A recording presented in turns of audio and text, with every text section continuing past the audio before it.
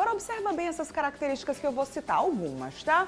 Necessidade de agradar a todos, o tempo todo. Se colocar em segundo plano, viver em função dos outros. Esses são alguns comportamentos de uma pessoa que busca aprovação. É a chamada, conhecida também como crença da subjugação. Assunto para o Papo de Quinta.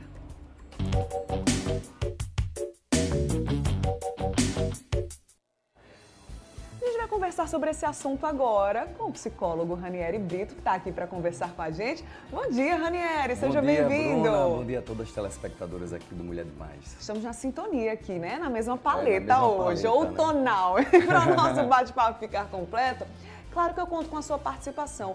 Sabe aquela pessoa que tem essa necessidade de ser aceita, que espera sempre a aprovação dos outros? Você conhece alguém assim ou se reconhece dessa forma? Compartilha comigo, manda sua mensagem para o WhatsApp do Mulher Demais. Aproveita para tirar dúvidas, né? 991050400. E é um termo que eu não conhecia, viu, Ranieri? Crença da subjugação. Explica pra gente o que é. Verdade, a crença da subjugação, na verdade, existem várias crenças e é importante deixar claro que todos nós temos crenças, certo? A gente vai falar um pouco mais sobre isso no decorrer da entrevista. Mas a crença de subjugação especificamente é aquela crença, vou definir até em uma frase, né? Eu sempre tenho que fazer tudo do seu jeito. Então, é aquela pessoa que tem até uma ansiedade, uma necessidade de estar sempre se colocando numa posição para estar sempre agradando aos outros. E como identificar? Primeiro porque a gente às vezes nota mais as coisas nos outros do que em nós mesmos, né, Verdade, Ranieri? Parece que é verdade. mais fácil identificar quando é numa outra pessoa. Mas quando tá na gente, né? Como é que faz pra gente identificar em nós mesmos essa crença e essa necessidade, essa busca constante por aprovação, por aceitação? Olha, primeiramente, eu sempre faço algumas perguntas, né?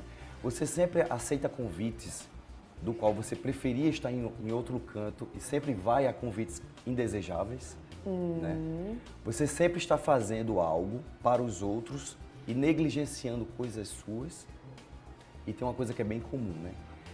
Quando diz um não, sofre por isso? Entendi. Então são características, são perguntas que você pode fazer. Agora, lógico, isso a longo prazo, se isso é corriqueiro, se isso acontece repetidamente no decorrer da sua vida, com certeza você tem características de uma pessoa com esse perfil e esse padrão de comportamento de subjugação. É interessante você falar sobre isso, né? Porque não é errado você querer agradar as outras pessoas, as pessoas que você ama. O problema é quando você sempre se coloca nessa posição, né, Ranieri? Que vira realmente um comportamento constante. É verdade. Para quem tem a crença de subjugação, ele está sempre se colocando para agradar os outros. Só que tem uma exceção. Só tem uma pessoa que ele não se preocupa em agradar. É assim mesmo. Entendi. É aquela questão de se priorizar. Geralmente são pessoas que primeiro ele, primeiro tu, primeiro aquela pessoa e depois a mim. Isso, com certeza, essa anulação traz consigo algumas consequências, né? Sem dúvida. A gente vai falar sobre isso. Mas ainda falando sobre as principais características, até para que você possa se identificar ou não dessa forma, a gente separou uma telinha, né, Ranieri, com alguns pontos. Vamos lá para as principais características e aí eu queria que você pontuasse junto com a gente, tá, Ranieri? Primeiro... São pessoas, perdão, Bruna. Nada. São pessoas que geralmente têm aquela característica de estar sempre cuidando de todo mundo, de tudo, estar sempre preocupada com o outro, né? Geralmente também são pessoas que não conseguem ou têm uma enorme dificuldade de dizer um não para, de alguma forma, não serem julgadas. Certo. Por isso que existe o nome subjugação, né? E também uma preocupação de não magoar as outras pessoas. Certo. Né? São pessoas que, geralmente que se sacrificam pelo bem dos outros, né? E sempre se anulando, né? E na luta pelos próprios direitos, elas se anulam.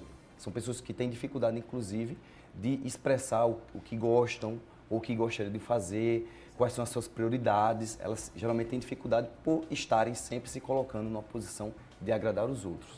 Se coloca ali em segundo plano e vai meio que negligenciando as próprias vontades, né, Ranieri? Em função das outras pessoas. É a ausência da individualidade. Né? E deixando claro que a individualidade é diferente do individualismo. Certo. Né? Ser uma pessoa egoísta, individualista, é totalmente diferente de uma pessoa que preza por a sua individualidade, que é a importância do eu, a importância do que eu sinto e eu colocar isso em prática para uma satisfação minha. Isso é uma individualidade. Por exemplo, eu sempre costumo dizer, dentro de um relacionamento existe a relação entre o casal e também existe a individualidade de cada um. Né? O que é que cada um gosta de fazer estando só. E é bom sempre estar de olho, porque existe uma linha tênue entre a individualidade e o individualismo, que é o egoísmo. Que é o egoísmo, e aí também é ruim, né? Sim, sem dúvida. Você sempre olhar somente para si, é o ego, né? E também esquecer que os outros são importantes. Não é esse o ponto, né? Encontrar o equilíbrio aí nessa situação na vida inteira, né, Ranieri? Na vida tudo. Inteira. É verdade. Agora, esse padrão que a gente está falando aqui, esse tipo de comportamento, ele é uma construção ao longo da vida? Pode ter surgido, por exemplo, aí na infância? O que são crenças? São padrões de comportamentos e cientificamente comprovados de que são criados na primeira infância e até ali no início da adolescência. É como se a gente moldasse a nossa visão de mundo a partir de experiências que a gente teve nessa fase da vida. Muito aportado pelos pais ou cuidadores de forma direta. Então, se a criança, o indivíduo, quando criança, sempre tinha as suas opiniões cerceadas, negligenciavam quando ela expuser alguma ideia, ou algum ponto de vista, ou algum desejo, e era sempre negligenciada, isso são características que levarão esse indivíduo a ter uma subjugação. Entendi. É como se, quando criança, ela quis expor, quis ter um posicionamento também presente, e ela foi ignorada pelos adultos. Né? Geralmente, pais que querem manter o controle muito rígido dos filhos, que tratam os filhos com muita irritabilidade, né, vão deixando essa criança um pouco cerceada, acuada e, ao tornar adulta, ela leva isso também para a fase adulta. Sem dúvida, né? Eu até me reconheço um pouquinho nisso, Ranieri. E, inclusive, eu fui desconstruindo esse comportamento com terapia, sabia? Porque eu achava que ia ser autoritária se eu dissesse não, ou que ia soar arrogante. E não é assim, né? Quem é arrogante e quem não é vai tratar isso de uma forma leve, com doçura, mas respeitando os próprios limites também, né, Ranieri? Sem dúvida, que uma das características de que tem um padrão de subjugação, um padrão de comportamento, é que para dizer um sim, para não dizer um não, melhor dizendo, ela deixa de respeitar seus limites, né? E cria sempre um sentimento de frustração. Geralmente são pessoas que têm uma autoestima comprometida. Entendi. Né? E como você bem colocou, a terapia ajuda nesse caso, porque ela vai trazer às claras qual o tipo de crença que a pessoa tem, quais são os gatilhos que manifestam essa crença e criar naquele processo terapêutico, como o próprio nome diz, é um processo. Sim. A pessoa chega lá, né, e vai ter que desconstruir para construir toda uma estratégia de enfrentamento e ter uma vida tranquila, saber dizer o não, porque é sadio também dizer o não. Por que não? Né? Com certeza. Eu acho que muitas vezes as pessoas que se sentem e se colocam nessa posição, desse comportamento de sempre querer agradar todo mundo, acham que está sendo bom. Poxa, deixa que eu me viro, eu me sacrifico mesmo. Muitas mães têm esse comportamento, né? Eu me sacrifico em prol das outras pessoas. Mas quais são os riscos, Ranieri, de sempre viver nesse lugar, assim, de subjugação mesmo, né? Muito embora pareçam ser pessoas boas, né, que estão sempre disponíveis, elas nutrem em si um sentimento de raiva.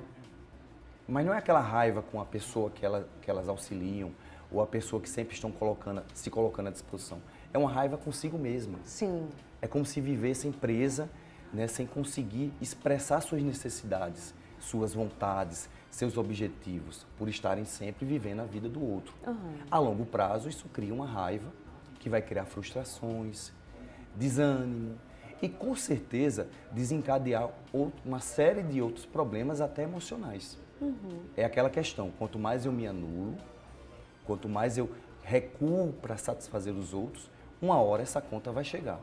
Verdade. Então, é esse o risco que se tem em pessoas que, ao longo da vida, têm esse tipo de padrão de comportamento. Eu já vou ler algumas mensagens que chegaram aqui no WhatsApp do Mulher Demais. Exemplo da Marcela, nossa telespectadora, que está dizendo assim que se reconhece dessa forma, viu, Ranieri? Ela diz assim, é o meu caso, eu ajudo todo mundo, independente de quem seja, só que quando chega a minha vez, ninguém me ajuda. Quando eu também não posso me doar para alguma pessoa, o negócio muda. Por exemplo, a pessoa já não fala mais comigo, diz que eu sou uma pessoa ruim. É a Marcela, de Lerolândia. Muito comum também. Vamos voltar àquela telinha lá das características? Lá na primeira característica tem isso, ó.